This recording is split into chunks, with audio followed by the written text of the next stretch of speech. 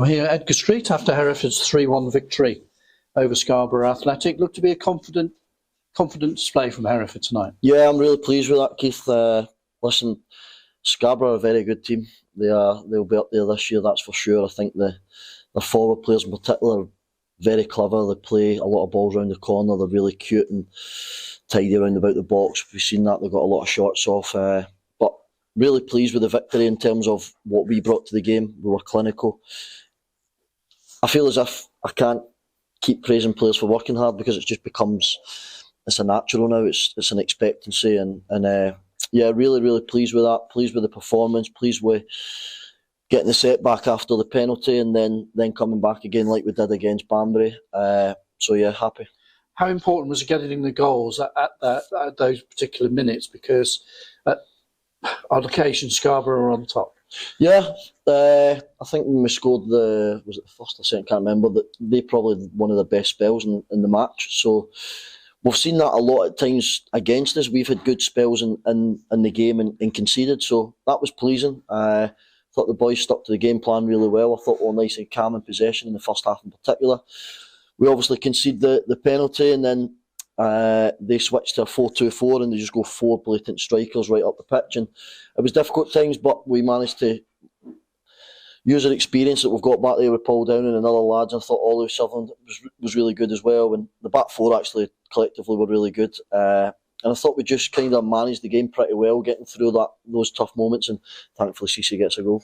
I think you must be encouraged by the quality of the goals as well. Yeah, and the sheer amount. I know there's been a lot said about not scoring a lot of goals. I think we've got 15 goals in the last 6 home games, so that's not a lot. Then we're doing all right. So really pleased with the numbers.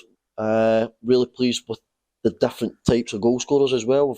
Obviously, Kills has came back. I think he's got 3 and 4 games since he's came back. So I was always, I stood here week after week and I was crying to get Jason Cowley back, and you can see why, because he scores goals. He gets one chance tonight and he scores it, and Cece's been a massive impact for us.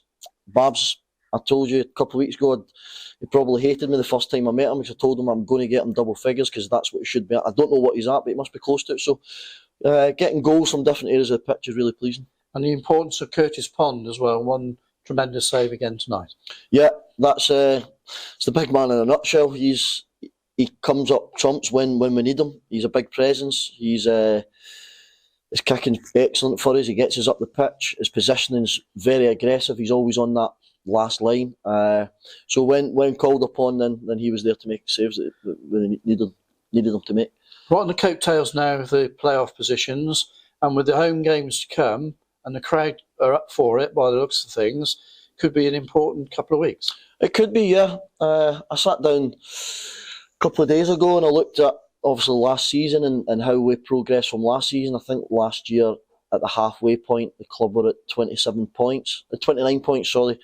We're obviously on 30 now with 3 games remaining to the halfway point. So it's just looking to keep progressing on the pitch.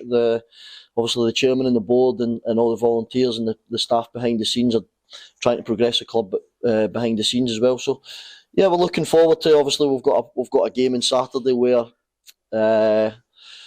up against a club who's obviously got a big budget and stuff like that. But listen, we're no one will enjoy coming here now. That's us. I think 10 of the last 11 home games we've won. 5 out of 5 home games in the league. So we're a tough nut to crack at home. Yeah, I mean, obviously you can give it as good as you're going to get, toe to toe with one of the favourites. Absolutely, yeah, of course. We done it for large spells against Rochdale. We've done it for probably mostly the last half an hour, 40 minutes against Gillingham. So I know this is a league match, and listen, we're full of confidence at home. We're hoping we'll obviously get a big crowd on Saturday that will get behind us because they've been excellent. Listen, I've got to have a special mention to the ones that travel away as well. Listen, some grounds are not as luxurious as ours, and we know the logistics of where we are in Hereford compared to competing in the National North. So we appreciate every supporter that comes, and we're looking forward to Saturday. And as always, we'll never guarantee results. We'll always guarantee that the fans will get a performance that they deserve. Is it going to be a good headache to have, looking at the options that you have now, team selection-wise? Yeah, it will be. Obviously, Tom Pugh will drop out because playing against his parent club.